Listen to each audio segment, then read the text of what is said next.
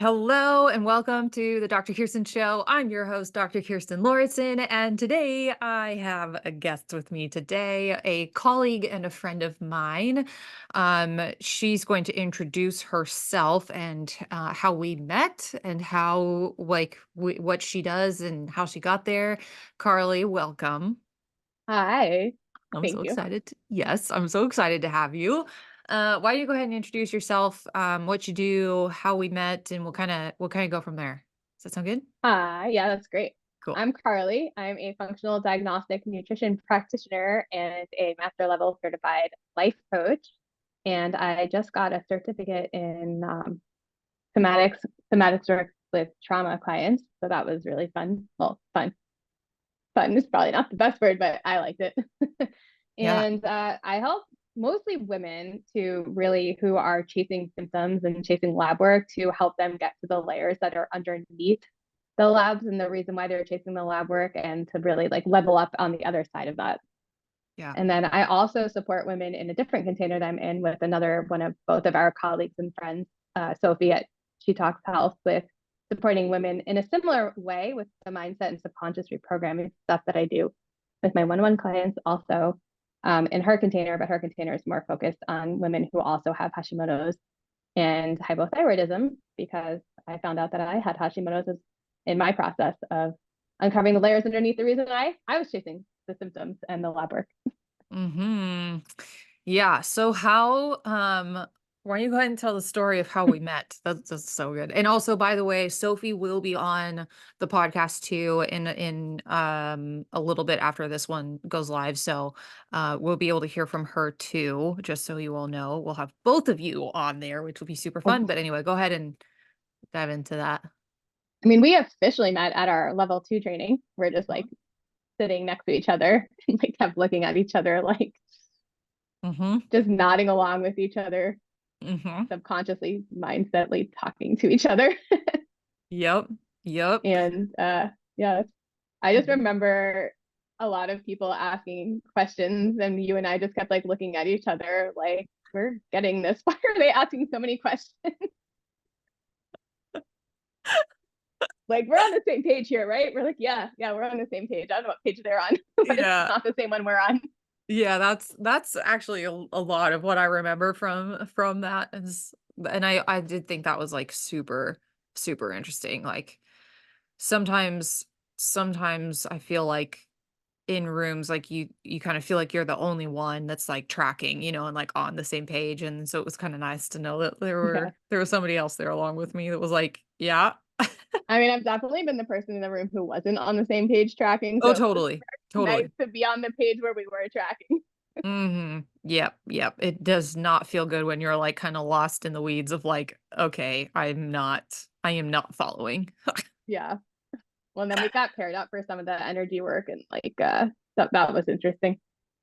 Yeah, actually, that just brought up oh, man, I haven't thought of this in a long time, but, like, there was, in my chiropractic school, there was, a professor that was teaching I think it was I know that they taught, like, genetics, I know they taught, like, a couple of other ones, but, like, oh, man, the way that she would teach was really hard to Mm, follow, and, like, I now looking back on that sort of wonder, like, what was happening in her world because so many people in our class were just like, "This doesn't" how she presented the information just didn't make any sense, and when you have so many people in a room that are just like, what?"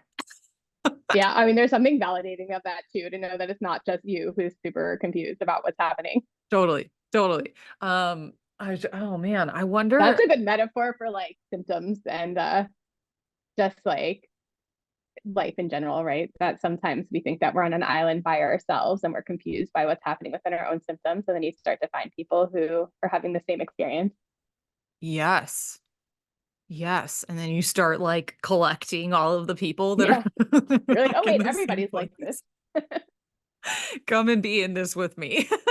Yeah. Like a year ago, I was complaining I couldn't find anyone like this. And now I'm complaining everybody's like this. Yeah, isn't that interesting? Yep. Yeah. we change our filters. So then Oh yeah, we so start true. finding other people, we start seeing other situations that are in the same, but also too, I think that goes, there's that piece, but then there's also the other piece that's like we also magnetize and like call in people that are up leveling or like are, going through different phases of their life. And like once you kind of get to the next one, then you start calling in those kinds of people to be around you too. So there's like kind of both sides of that. Yeah, it's also interesting because it sort of seems to happen in a seesaw type of way. Yeah. So Hmm. this morning I was having a moment and I was like, this hurts so much. Why am I feeling this? And I was like, why don't I feel this when I'm like on a call with my clients and they're going through this? It's like way easier to be the person on the other side. Yeah. And I was like, oh, wait, if we were both feeling this hurt at the same time, that would not be productive. No. Right. Right. I give the scenario of like if both of you are in the water and like, well, so just bring that back. If you have a boat and one of you is in the water drowning, it doesn't really help if both people are in the water drowning. Like that's not going to be a great scenario. But like if you can stay in the boat and like be able to help get support to the person that's drowning, then we have a Mm-hmm. successful scenario. But it doesn't really help if like both people are in it So true. together. Hmm. Yeah. So I would love to talk a little bit about the somatic body, like so the somatic certification that you got, and like, and really talk to a bit to trauma specifically, because there's so much there, and I think that just kind of like exploring what trauma is would be really helpful because I definitely know because I felt this way and thought this way that many other people probably feel this way too. But like, I thought that trauma had to be something that was like abuse or like, a lot of like not great things that can happen to people. Like, that's what I thought trauma was. And I was like, oh, well, I haven't experienced any of those things. So like, I don't have trauma, but trauma is kind of a relative term, I feel like, in a sense. Do you wanna Mm-hmm. just let's talk about, like, what trauma is. Like, what is a kind of like a working definition of, like, really what trauma is, and we'll kinda grow from there. At its root, trauma is really it's an experience that at the time that you're going through it, it's you don't have the tools and the resources to be able to kind of handle it. And so it's just something that overwhelms your nervous system. And it could overwhelm it to a certain degree that you don't even realize that it's impacting you because sometimes the resourcing that you do have to experiencing it is to numb out the fact that it's actually affecting you on such a large scale. So it's really the experience rather than the event itself. Right. Right. So in that, yeah, so it's about really the experience. So like this could be like when I was younger, I moved schools to a different school and like had a really, really hard time like fitting in there. And I had a really hard time with like some of the girls that were there. And it kind of I think it was piggybacking on like some other things that were going on in life as well. And I just wouldn't have necessarily thought that that would be like considered trauma. But what I've learned since then is that like, oh, that actually was a really, really, really hard situation for me to go through. And like so much of my healing has like layers in that. So I kind of keep going back there often. It definitely seems to be a commonality amongst people who have experienced traumatic, have experiences with trauma to sort of gaslight their own experiences. That's something that I've noticed is a really common theme. And so It's like, it's oh, it this, wasn't that bad.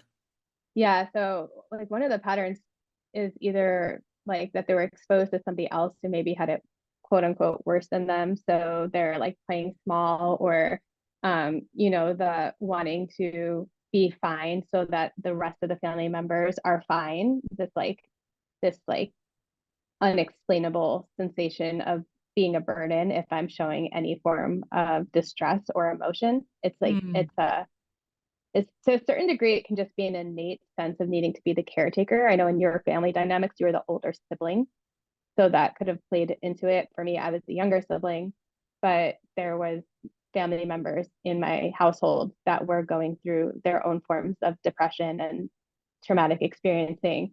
And so there was this sense of, well, I need to make sure that I'm okay, because I can't be the one who's not okay, because then no one else, like, I can't let the rest of them kind of fall to me. Right. Like, I need to hold it together for them. Right. I didn't know I was doing that when I was doing it as a kid. You're kind of just, the sense of consciousness is not as well developed, and you're sort of just going through the motions. And Right. as almost part of the traumatization of it is that your nervous system just takes over and starts guiding you. Right. Right. Exactly. Exactly. So, kind of following up on that, what are some other ways that, let's start here first, and then we're going to get into like what shows up in the body, but like, what are some of the ways that people tend to, initially deal with trauma? So you mentioned a few, like you just kind of like shove it down and don't address it. What are some of the other ways that people tend to like um kind of get through it, and then, you know, Really, unhealthy anything, patterns, let's call it. I was going But to say like, anything that can be categorized as numbing, but for a lot of the people experiencing it, they're unaware of the fact that what they're actually partaking in is numbing. So you'll see it's like masking what's actually underneath. So people who are obsessively into sports, and like have to be the best, have to be the best, have to be the best at sports. That's a very, what happens when you stop being athletic? What happens when you miss the run? What happens when you don't go to the gym that day? Right? yeah, Like, for what and purpose do you have to keep that oh, I persona love that. going? Right. Yep. And like, Eating disorders is a really big one. That's something mhm, that showed up for me. mhm, Um, Alcoholism, risk taking behavior, depression, anxiety, apathy, so lack of emotional response. mhm. In my model of the world, I've been playing with this because the difference between like emotions and states of being. So I've sort of like depression, anxiety, and even apathy to me are more states of being that are getting in the way with you interacting with the world in a realistic way. So Yeah. if you're filtering the world through a depressive lens or an anxious lens or an apathetic lens, you're kind of missing out on actually feeling the realness of life. That's a Right. way of coping with trauma. Right. Right. Um, yeah, and you mentioned like alcoholism also, though, like I think, and you also mentioned eating disorders. I think there's also ways that we cope that don't actually fall within Mm, the like categories, right? So like you might be thinking like, oh, well, it's not that bad, but Perfectionism also. So oh like, yeah, right, I was just thinking as I heard you saying those yes. facts, I was like, those all sound like super negative, but perfectionism is very interesting because it Yep. looks to the outside like such a positive quality and trait until you really get to the layers underneath what's causing the perfectionism. Yes, and like people pleasing is another pattern. Mm, I mean, gosh, and you even mentioned too, like with the like kind of high achieving patterns, right? As far as like in athletes or just in anything really in life, like if you have that, there's likely a somewhere along the line you created some sort of belief that, you know, your sense of self-worth is tied to your achievements, and things like that, and that usually comes because of a belief that you're not worthy or you're not valuable, you're not enough, you're not right. And significant, it's not you to say that matter. everybody who's highly athletic has trauma underneath, but there Right. is some degree of making sure, right, the person has a balanced, a well-rounded life Yes. within that fits into. And Yes. then also That's though, right. with the high competitive sports comes that almost can be a trauma within itself, depending on the household and the way that you were raised to get there. I just think about like high Olympian athletes, especially the Yeah. young girls in the gymnasts and um, ice skaters, and you just think about there does seem to be a pattern of the parents of like hovering and really like love is kind of wrapped up into what you just mentioned before, those high achievements and love being withheld when those achievements and those benchmarks aren't being met. And so it's this sense of really identifying yourself in one category to such a hyper degree that if you weren't to be that person anymore, there's this sense of safety love and comfort that would be lost by not being that person. Oh, I can't even tell you how many athletes I've worked with that have literally that exact pattern. Yeah. And unraveling that is like, I mean, there's just a lot of layers to it. And something that just jumped my own like choo-choo track this past week was how I've released like layers of shame and guilt. And now I'm like trying to shame myself into like, get up, get out of bed. Come on, we gotta work out. We gotta get a workout in. Like you're not gonna like yourself if you don't get your workout in. And Oh, I was like, that worked for me for so long. yep. I get anxious and then I get up and the anxiety would allow me to do it. And all of a sudden I just like realized I have the tools and resourcing to kind of dig a little bit more into why this isn't working anymore and realize I no longer tolerate guilting and shaming to get me to do the things that I want to do for myself. And therefore, guilting and shaming myself are no longer going to work in order to get me to get to the achievements that I want to be achieving. Yep. My pattern is doing. Oh man, as soon as like things are not going the way I want them to, like if you want something to get done and like a lot of things to get done, like I can show you exactly how to do that. Yes, yeah. Like, oh man, it's such Well, and it a comes in tough handy. pattern. That's the hard part too, right? Is that some of the skills that we've gained along the way to cope with some of the things that we're coping with Mhm. really, like I love when my house is clean. So give me a little bit of like don't delete, but like, Mhm. when I see myself in the I won't let myself stop mode, I'll sometimes intentionally almost choose to ride it out a little bit longer than is actually comfortable because I am so productive when I'm in that space. And I'm something that I'm aware of and I'm, slowing myself down with. But there is so much secondary gain sometimes to the Yeah, consequences or to the behaviors right. that the trauma has a lot like taught us to cope. Yep. Yep. I know. Um Gosh, even just like last night, I did like everything. Mm. I took the trash out. I did the dishes. I did all laundry all day. I cooked dinner. And then also I was taking care of my 3.5-month-old, like all of these things. And like, don't misunderstand here that like my husband does a lot. So that's not that. It's that when I get into that mode, I just like obsessively take over all of the Mm. things, and it's not a good pattern. Yeah, especially if right, if like it's the ramped up energy because Yep. it's the stress that's driving it. Yep, exactly. So, well, like, I hope for people listening that like my whole goal with a lot of this is just to like start bringing awareness to like patterns that people have because I don't think that, well, because I know that when I first started out on all of this, like the thing that I needed the most was the awareness. I needed to know where my issues were, and I felt like I was blind to them all because I didn't know. I had no idea Hmm. that any of this stuff was all connected to like why I didn't have what I wanted. Which was like, I mean, I was working towards health goals at that time, because I had like a lot of things that I talk about on this podcast a lot, but like migraines and endometriosis and like like gut stuff. I mean, at the time I also was getting daily stress hives.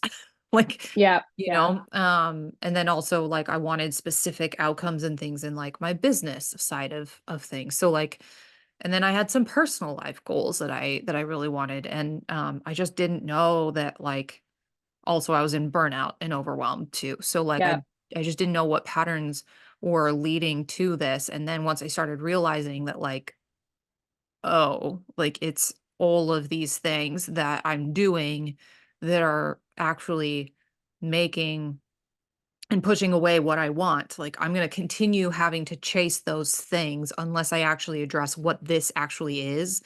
That's kind of like the point of a lot of these conversations is like just bringing awareness to people of like what they're doing so that they can go, if they want to go and find the resources to help them change. yeah. Which also makes me reminds me of when you're saying the patterns of somebody who has repressed or unhealed trauma.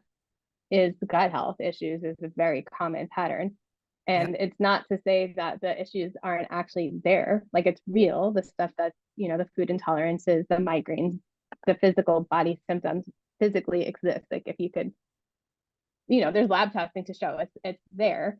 And it becomes a cycle of the stress and the anxiety and the toll that the stuck emotions and the stuck experiences in the body are having on us creates like an anxiety response. The anxiety response stresses out the body. It depletes the body's natural resources. It makes the body a perfect host to get parasites, to get molds, to get toxins, which then depletes the resources even more, which then leads to, the gut being inflamed and the gut becoming a very easily place for more stuff to get in, and it just starts to cascade. That creates stress in and of itself, and that creates the cycle of, the more stressed I am, the more my body breaks down. The more my body breaks down, the more stressed I am. Right. Yep. Yep. That's the cycle. And I think I love the point that you just made there is that like, it's not that the physical stuff isn't real.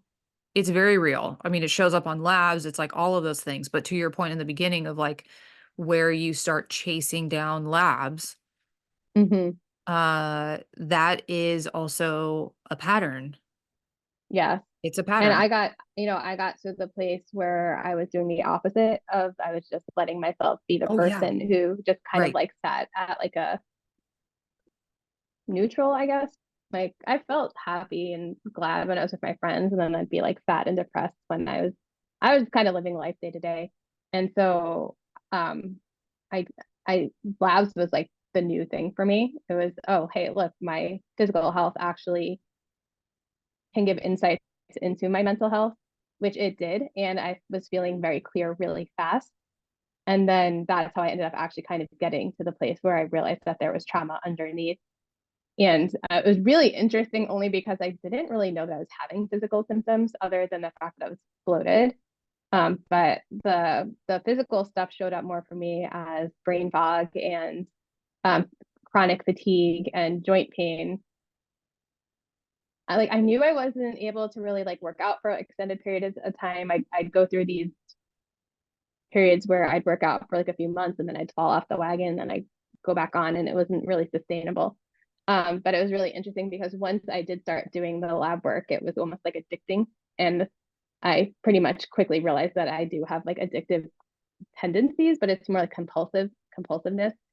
So um I got like a like it was just like feeling this dopamine hit of getting labs and seeing validation. And Yep. Yep. really I was chasing the validation. I wasn't Yep. chasing the labs, I was chasing the validation, Hmm. because then anything else that came after that that could fall under that category of like compulsive coping mechanisms at the end of it was this like limiting decision that like nobody's going to believe me. I don't believe myself. Like I don't trust anyone. I don't trust anything. And so, if I can, not manifest, but like the more foods I ate, the more intolerant I was becoming to them. And that was like proof that my histamines are off. And, if I can show that the labs are, and I wasn't trying.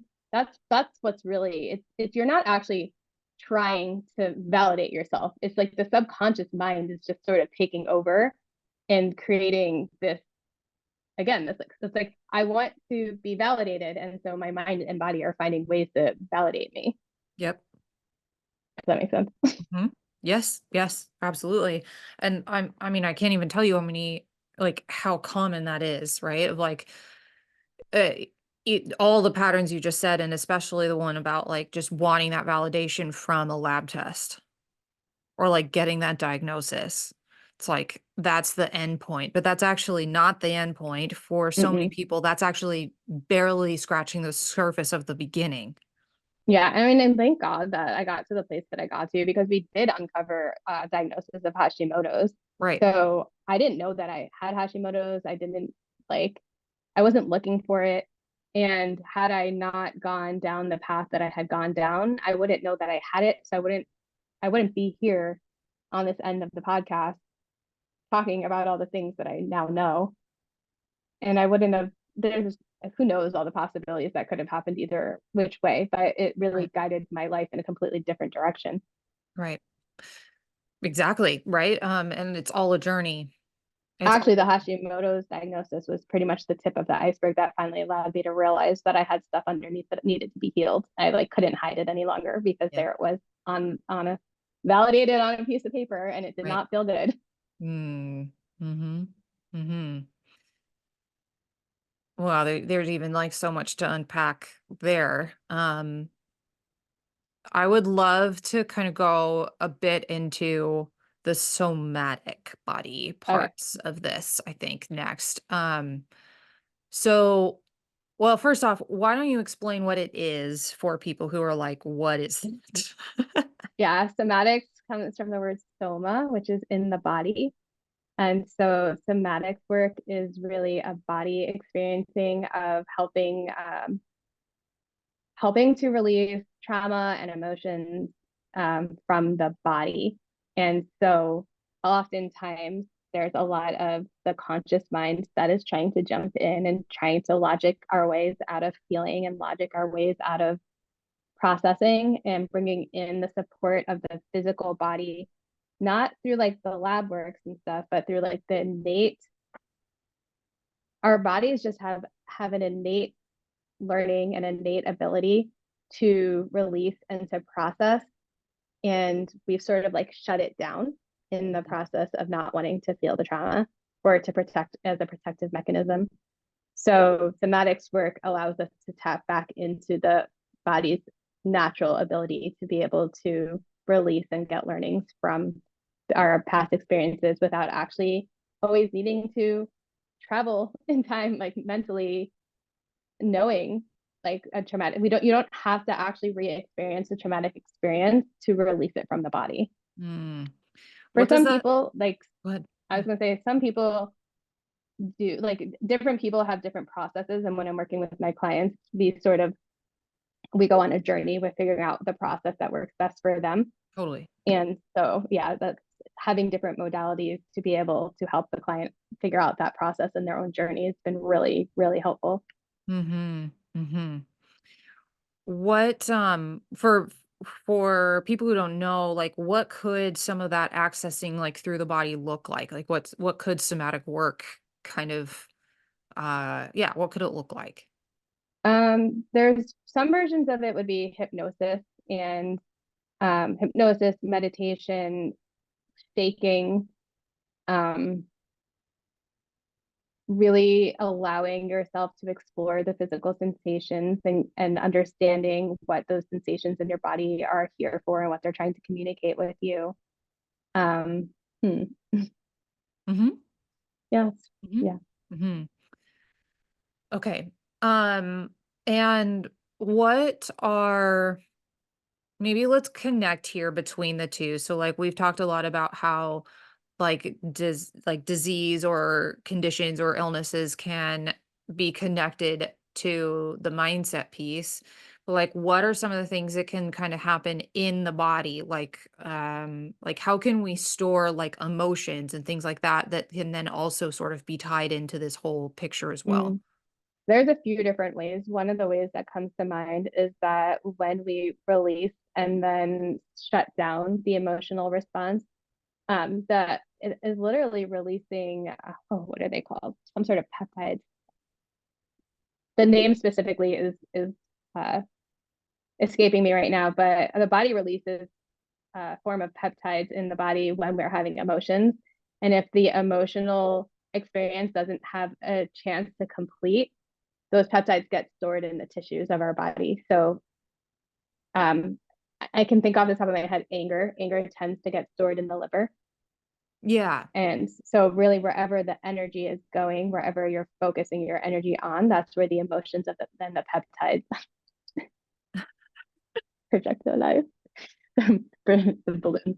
Um, That's such a weird thing that Zoom and Apple have done. You can actually turn that off, but for anybody I who's have it turned off. It's because I'm a listening to projector. the audio, she just got balloons like on her screen for she I has have it turned off. I just have so much energy. that's amazing. What were you just saying though? Yeah. So for example, if you go through like a traumatic experience where maybe somebody is holding you down by the wrist and you get stuck in your body gets stuck in like a freeze response, right? You like really can't move, you can't get out of that experience, and you're trying really hard to um keep, I don't know, like your thoughts are going to be are focused on the risk. And even though you might have forgotten, let's say somebody who forgets about that experience, but the body still remembers it. And Yeah. so that might even show up as joint pain in the wrists. And I mean, mine is in the throat. And I had a few traumas, one that was completely repressed, one that I repressed and remembered later on. But in both of those experiences, I didn't tell anybody about them, some of it for decades. And so it really does not surprise me that my autoimmune condition, which is Hashimoto's, is the thyroid, and the thyroid is in the throat. And so part of my healing process has been finding ways to release the energy from my throat. And like Mm, being on podcasts is actually like a very intentional choice of healing for me, because it's allowing me to utilize my voice and talk and hear and share parts of my story. yeah. Another way that emotions get stored in the body too is just in the way that we literally respond. So like a startle response, even though the startle is really quick. If you think about it, the way that the startle happens is very similar to fetal position. And so people who are in a chronic state of stress, even though they might not even be aware of it, tend to store a lot of trauma in their wrists, their shoulders, um, their like pelvic, their knees, and their ankles, because that's just like the tightening of the body, which was very, very eye-opening to me. In fact, resistance and I believe it's resistance is stored in the ankles, which was very eye-opening. Interesting. But like, yeah, like you're resisting feeling the trauma. Right. So that shows up. Hmm. That's right. That's what I was gonna when I did a lot more of like chiropractic, I did one of the techniques that I picked up along the way because it was what actually got me into chiropractic and made me want to go and be a chiropractor was that um is a technique called applied kinesiology. It's muscle testing, but it's actually the root of where muscle testing came from. So like a lot of people know muscle testing to be the like arm pull down test, which is only a very, very, very small piece of what muscle testing was designed to be. And the reason I just explained that is because what like applied kinesiology really is it's understanding that every single muscle is on a meridian just like in acupuncture. So if you and what you'll find when you start going into that world just like you mentioned is that there are lots of layers. So we have like the musculoskeletal like the bone joint muscle aspect of it, but then you also have the like neuro aspect that goes into it. There's also a vascular aspect that goes into it. And then there's the emotional pieces. And then there's a nutrition pieces. And then there's Mm, like all these other things that go along with that. So like what you can do is you can access, like you mentioned, the liver and you mentioned anger. You can actually access the liver by looking at the pectoralis muscles. They are on that same connected line. So what's cool is that like all the different organ systems have different emotions that are stored with them. So like one of the reasons why we get butterflies in our stomach is because the stomach is tied to nervousness. So anytime somebody feels nervous or guilt, those are the two that will often come up a lot with the stomach. Makes sense, right? Like if you feel like you did something wrong, what's the first thing a lot of people think or feel is like, hmm. ugh, this like sick to my stomach feeling, right? So like It's so cool. it's so cool. So it's no wonder that I ended up on the path that I ended up on, to be perfectly honest. But like, there's like so many different like connections of how the body stores these things, and there are so many different ways of accessing them. And there's lots of different practitioners and lots of different techniques that do look at the body from a very, what I would say, very, very holistic perspective and level.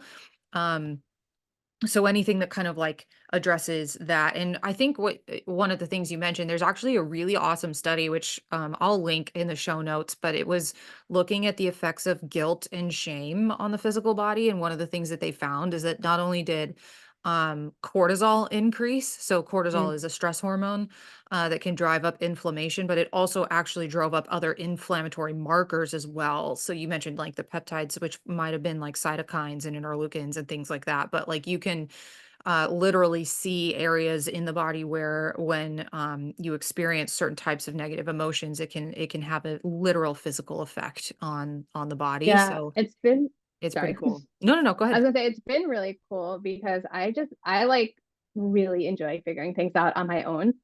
So I won't do the research on it. I won't do the research on it. I'll get a really interesting learning for myself, or I'll realize, like, I remember in a session, the reason that ankles come up for me is because, like, very specifically on a call with one of my mentors, we were doing a trauma breakthrough session, and I dropped into like where I mentioned something about my ankles, and then she read to me from like the Louise Hayes books about like what was coming up in the ankles, and it was just so cool to realize that like I'm correlating my own data and then it's being backed up by medical research is just so cool. And Yeah. I'll notice that with my clients as well. And some people work in reverse, you know, they like to know the things before, and then that helps make the subconscious leap, and then they'll be able to get the release from those body parts that they need to get it from, because now they know it from a scientific level. Yep. And it's just been really interesting to realize that like you can't even make this stuff up. Like Yeah. people will say that like you're saying, a certain specific part of their body is hurting them and or bothering them, and will like jump into it and they'll label the emotion, and when we look up in the book what that body part is correlated to, sure enough the emotion that came up for them, or the experience that they were experiencing in a memory that comes up for them that's related to that emotion, is scientifically researched and backed up that that's exactly what they're feeling, and it's so cool. Yeah.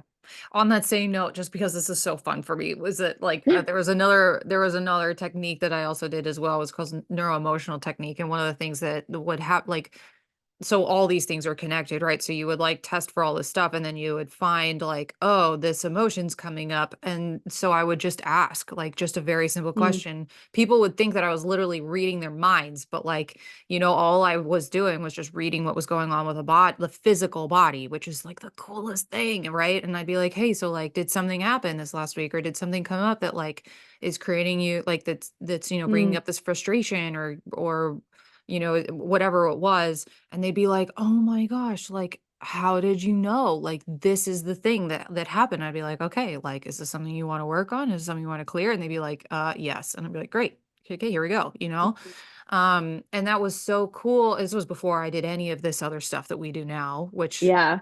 I mean, oh, like, I'm not there yet of, like, connecting all of the things. I do have a few ideas of how I wanna do that, I'm sure some of it comes up organically too. but yeah, yeah, exactly. Like it's definitely if somebody were to ask me if they want like to connect all the pieces, then like I would definitely do that. But it's cool to get to see like the progression of it all. But my point being, kind of coming back to this, is that like there's there are again so many different ways that we can access uh like what's going on in the body and use it for like data mining. Oh, and that was last thing, and then we'll move on.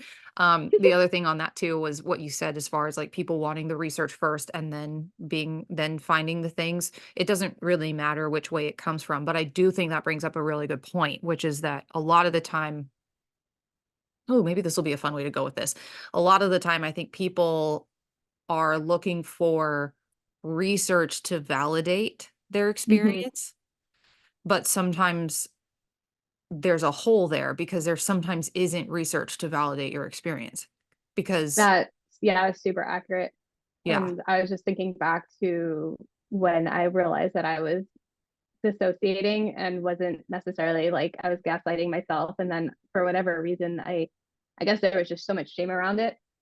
It seems funny now because I'm just like, yeah, I dissociate. That's that thing that I do. But in the moments when I'm doing it, I do still feel a lot of shame connected to it. And so when I was becoming suspicious that that was what I was doing, I Mhm. was doing a lot of research on it. And it's like research can't validate what you're experiencing because the research doesn't have any emotion or feeling connected to it. right? Sure. So it can tell you about somebody else's experience. It can tell you what it might be like or what it might be like. But until you like, I still had to make the subconscious leap into connecting the research to what I was actually experiencing. Right. And it was really interesting because at the time that I was reading the book, I had so many coaches and mentors. Like I already was friends with you at that point. I was friends with all the other coaches that we went to the training with. I had my own coaches. Mhm. We share the same coaches. And like I had conversations where it was like I swear the word dissociation had come up, but like I hadn't yet owned the fact that that's something that my body experiences. Mhm. And it was interesting because when I was reading the book, I noticed that I was becoming more and more cognitively aware of the fact that yes, I do dissociate. And I was dissociating more and more. And it wasn't until I finally just called one of my coaches and said, like, I think I need to tell you something. My brain was making it such a big deal too. Well, it was to me at the time, it was a big deal.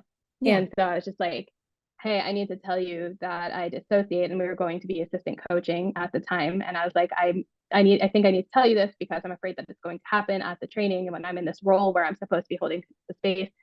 And like her reassurance over it was just like, and then it stopped. Like I still dissociate, but it was getting so bad as I was becoming aware of the fact that it was something I was doing and I wasn't taking the action that needed to be taken to like let the response kind of calm down and know that I've got it back until I finally verbalized it and let it out and shared it with somebody. Mm. Mhm. And Mhm. so it's like having the research is great, but it's like, what are you going to do with the research? You need to take Mhm. action. Mhm. Yeah, yep, for sure. And the reason why I bring that up, and I think this is such a good conversation to have, is that there's like obviously I don't want people to go down the road of like, uh, there's definitely a lot of things out there that are not backed by research for sure, That's true. and not evidence TikTok. based. So like, and there's a lot of, you know, it's use your own best judgment, right? But like, also there's things that sometimes just happen in in our sphere in our world that like the clinical experience of the person that is kind of facilitating it does matter. And like anyway, I think I'm maybe getting a little bit on a tangent there, but I think Mm-hmm. it's important just because they like all of these things, like we start talking about emotions, we start talking about beliefs, we start talking about all these things like yes, they have you can feel it, you know it, because, like, as soon Mm-hmm. as you start shining a light on that pattern, you're like, "Oh, yeah, that makes absolute sense to me."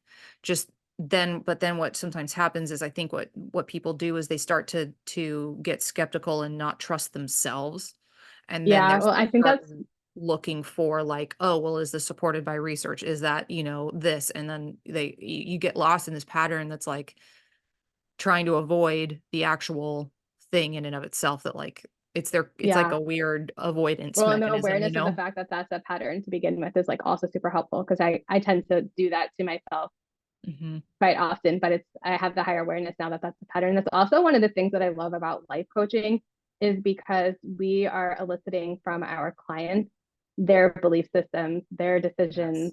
what they want to have Yes. change, what they're working towards, their motivators, and we're not infusing our own. Thank you. Yeah, so that's one of the things that I find really beneficial. It's like it's like you don't even there's no room for error. I mean, other than we're humans, like, there's things that could come up that can be triggering. And Right. at the end of the day, everything that we are really doing to help our clients get the changes is all the things that they're asking us to do for them. Exactly. Exactly. Well, that's such a good point. Thank you for bringing that up because the other thing that too that I've realized that like is really important in all of this is that when you are working with the subconscious mind, it needs to be a space where the coach or the person that you're working with isn't going to project their own stuff. Mm-hmm. Yeah, it's all about us getting into the model of our client's world. Right.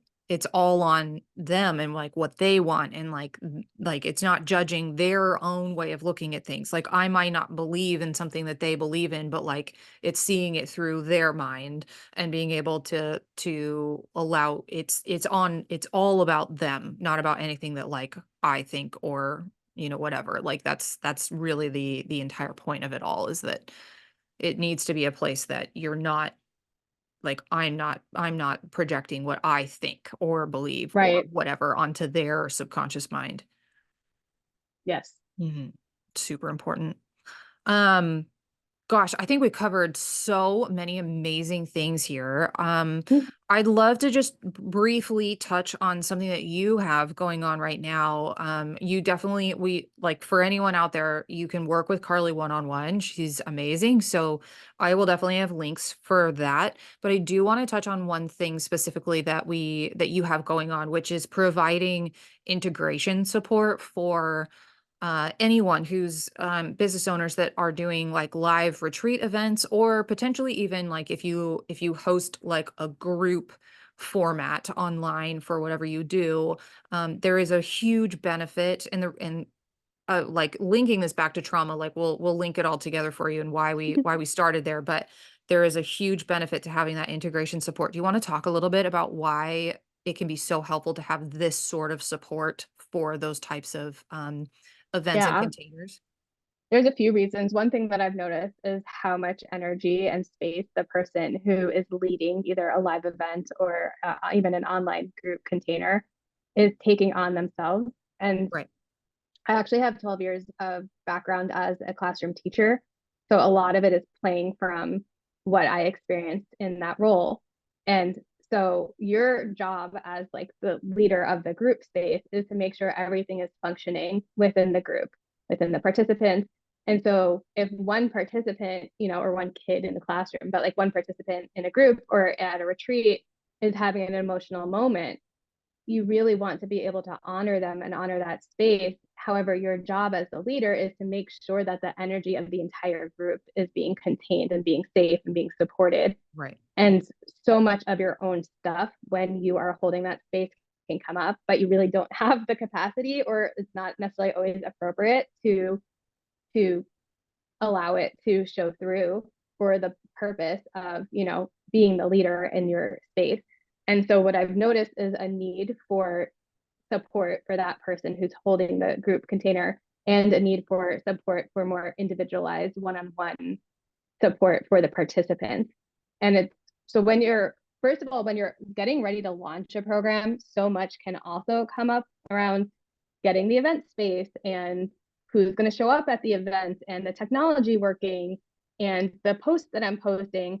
And that, when we talk back to trauma at the very beginning and saying that it's really a significant experience that you're experiencing in your body, and it doesn't necessarily get linked to a memory where you're like, oh, I'm experiencing trauma right now. But if you're blowing up at your computer because like the tabs won't close and it is ruining your day, there's something underlying that is a subconscious belief, or it's a past experience that's being stored in your body and it's presenting itself for resolution. And so when somebody's going to launch a group is such an amazing opportunity to get to go in and actually rewire and reprogram and work through it in real time, because it's the pressure cooker of the situation, of the stress that just allows so much of this stuff to start to pop up. And so by having integration support for the person who's hosting it at the beginning kind of allows them to work through that. So as they continue to do other iterations, things continue to go smoothly. Then having somebody in the container with you holding the one-on-one space in real time allows for that support to happen with the participants, but then also like after the call, if something's coming up that was happening on the call for the person hosting the call, then I'd be the person who like, hey, let's do a debrief after the call and see what needs to be released. And then also continue with the one-on-one with the participants who may be dropped into something really heavy and really hard during the call as well. There's like, there's text messaging options. There's one-on-one call afterwards type space. And it's another set of eyes and ears. that's able to, monitor more closely so that the person who's actually hosting it can have the breaks and the space that they need to have so that they can hold the whole container together. Right. And then I after the event as well, there's follow-up that can also be had. Yeah, absolutely. Well, and I think that's really important because what you might not like, I can think of this in like even like a nutrition like group container, right? How many times do I see like people who are working to change their habits around nutrition start getting into things like, oh, but I hate cooking, or like, oh, like I'm just not good at this, or like, oh, I don't have the resources for this, or like they get into their like potential eating disorder, like background things and their thoughts around their identity and like how they look and how they feel in their body and like all Hmm. these things. It might seem like something so simple as just like nutrition, but like there's a background of all sorts of things that go on Oh yeah. behind the scenes of that. So like having that sort of like mindset support, not just for your clients, but for yourself as well as you're going through and leading people through, is just super powerful to have that resource available. I love it. I I love love it. it. I love Hmm. providing it. It's so fun. Not fun. Hmm. I keep using the word fun. It's you have to experience it to understand because the end results are just so powerful. Right. So there'll be moments that are really, really hard. And then there's just like you get to these ahas and you get to even these shared experiences between the coach and the participant or the integration coach and the person leading the events. And it's such a beautiful relationship. Right. And everybody ends up benefiting and the whole container ends up being closer for it. Right. It's a whole win-win for everyone. Hmm. Mhm. The outcomes are better, all of the things, right? Because they're able to break through all of that. Yeah, Um, they think they're going for like gut health stuff and they come out with like resolving residual childhood experiences that right. they didn't even realize were stuck in them. Mm-hmm. Mm-hmm. I love it. Um, Gosh, I love everywhere we went with this today. Me too. Is there anything else that you feel like we didn't touch on that should be mentioned here? Just on the top of your head? Hmm. This was a great intro to like trauma and like how we store a lot of our experiences and even just like our patterns as far as like beliefs and emotions and how those all get stored. Yeah, I think like one of the biggest things is if you have a suspicion that something is off in your system, like turn that suspicion into like a reality and like find somebody else on the other end who will be there to give that support for you. Like the suspicion is there for a reason. And so it's like a sign for you to listen and to follow and to take ownership over. Trusting your intuition, Yeah. trusting yourself. Yeah, like a big thing for me right now that I'm seeing a lot of because I'm in a lot of mom groups is that so many women are like going into these mom groups with all these like questions that honestly, honestly could, if we were able to turn that around and trust ourself, Mm-hmm. like you you know each individual person like listening to this right now or watching this, like you have so much power because you know what intuitively is best for you. Like you have all of those like solutions and things. And like while yes, sometimes it's helpful to get other ideas, most of the time where people are like kind of coming from is they just like want someone to tell them the answer. It's so true. And like, and this happens in nutrition. This happens with people looking for like supplement recommendations on the internet from like literally complete strangers. I Mm-hmm. mean, and it's like in all like the moms groups, it's wild to me how many times this happens. And the thing is that all of those people, you know what a lot of their responses are? Well, I don't know specifically like how your child is or like your Yes. situation in all of this, right? But here's my advice or here's my suggestion. And the thing is that like it's such a very unique situation to that person and their kid or that person and like what's going on their side of like having Hashimoto's or having a certain condition. Like all of these things have so many variables that are very unique to the person. Mm-hmm. So So true. it's coming back into like, and if you don't, like, I can say this, and I'm pretty sure like you can say this as well, is like for a very, very long time, I had no, zero trust, Oh yeah. zero I didn't trust in even know that I myself. didn't have it. I didn't know until I knew that I didn't have it. No, yeah, exactly. Exactly. Exactly. So, and also this is also coming from someone too who like endometriosis is a condition that like very commonly is associated with dissociation. I didn't know that. Yeah. So like and like I fit that to a T. And so one of the things that I also had to really work through is realizing that not only can I trust myself, but I can trust my body and I feel safe in my own body. Like, those are 3 Yeah. big, big, big limiting belief, like, areas that are, like, absolutely critical for healing for anyone with, like, a chronic condition. Yeah. Yeah. I've Yeah. had them all. It was interesting. This past week, I was presented with like a quote unquote opportunity to participate in one of the, well, in an activity. And my gut instinct said, I don't want to do it. Mm. And I had a few days to decide to make the decision. And I did some processing work around it. And I was really, what I realized through the processing was that I was trying to persuade myself to do the thing that I didn't actually want to do because I was making it to mean something so big. And so it's funny because the decision I made was not doing it. And that was the decision that I had already made in the split second, right? That it was presented to me that this is something that I could be participating in. And my body told me no. And I was trying to override it because I was making it to mean so many things that it didn't actually mean.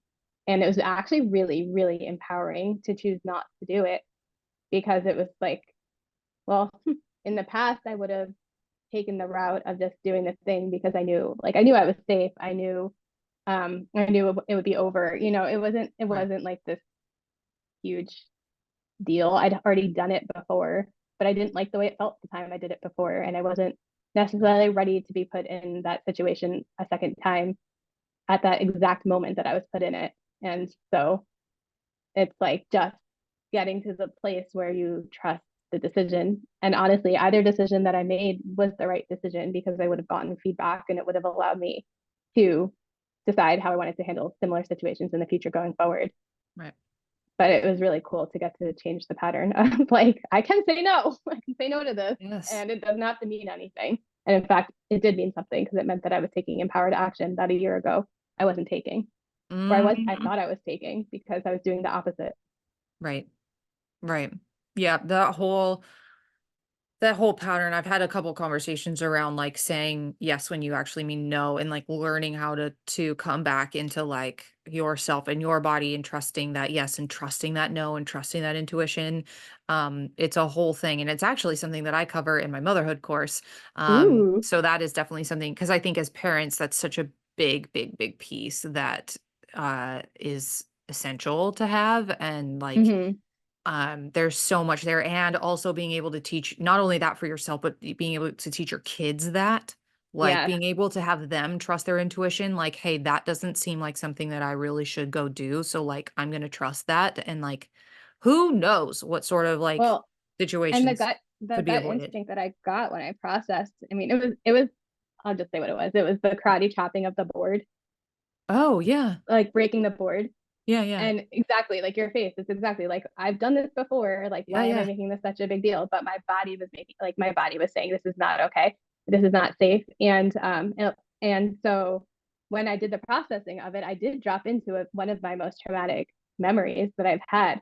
And so what my nervous system needed to know is that when I'm feeling this uncomfortable, I have the ability to say no and not be the full sentence. Yeah. Yeah.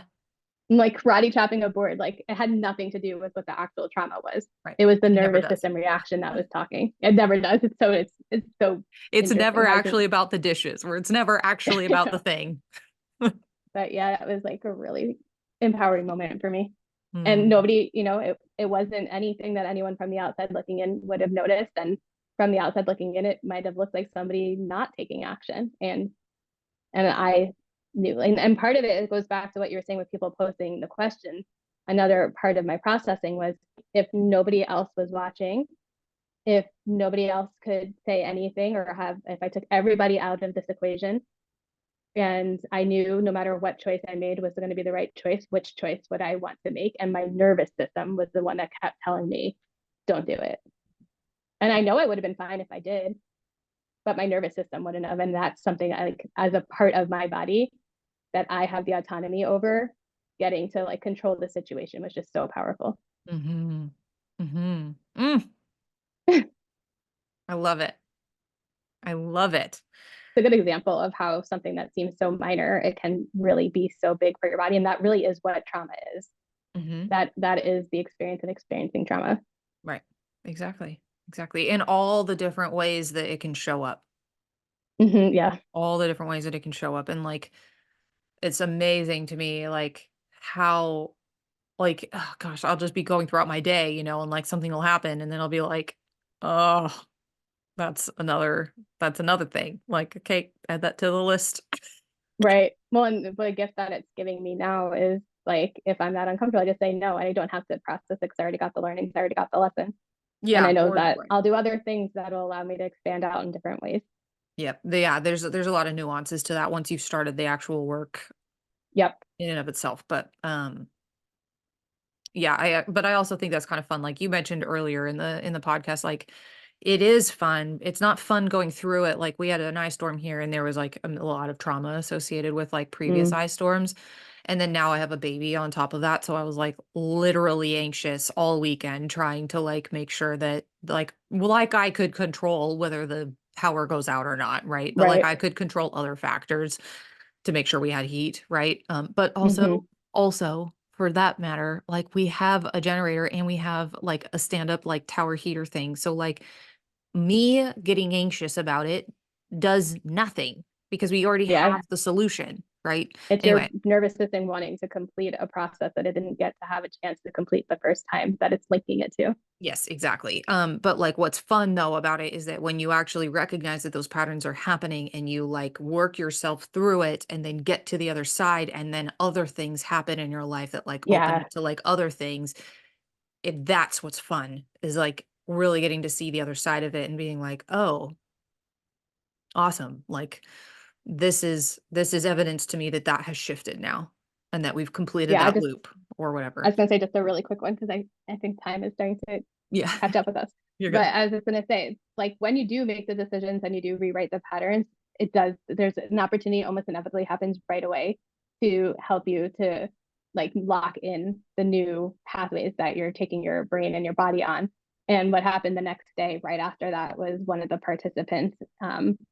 We had like a sidebar conversation, and my like story of like her noticing that I chose not to do it was the permission that she needed to say no to something that was happening for her in her Mm, life. So it was, and I was like, okay, I made the right decision. like like so if she good. was able to get that from that, it was the right decision to make. And it's just so cool that it shows up for you right away. Yep. And it almost always happens like that. It does. It's evidence. It's awesome. I love it. I love it. Mm-hmm. Carly, this was amazing. Thank you. I Mhm. love, thank you for giving me this opportunity. Oh This yeah, is this is absolutely. so healing for me, and to get to do it with you is like icing on the cake. I kid you not, like, oh, like my favorite conversations that I've had. I mean, I've had a lot of like really fantastic conversations with like all of my guests. I love doing this, but like I really love getting to talk to people who are also trained like in what we Mm, do because the conversations are like just deeper, and like we yeah, can kind of go to another level where I realize like I can't go sometimes with someone who's not trained in what we do. Um and then I'll hear things a lot too where I'll be like, "Oh, well that's you that's have that," to make a decision. but I can't necessarily go there, but um yeah, anyway, I really appreciate all of these conversations and we'll have to have you back on. There's like so many things that you and I Yay. can like dig into. But thank you very much. Like this was awesome. And for everybody listening, I will make sure that you have all of the links and things of where you can find Carly. She's on Instagram and like all of the Yeah, places. So I'll make sure that at if you are Carly in interested in focus. yes, if you are interested in any of those, they'll be in the links below. And yeah, if you want to find her for like the integration support or the like working with her one on one, all Mhm. available. Awesome. Yay. Yay. All right. Well, thank you everybody for listening, and I will see you next time. Take care. Bye.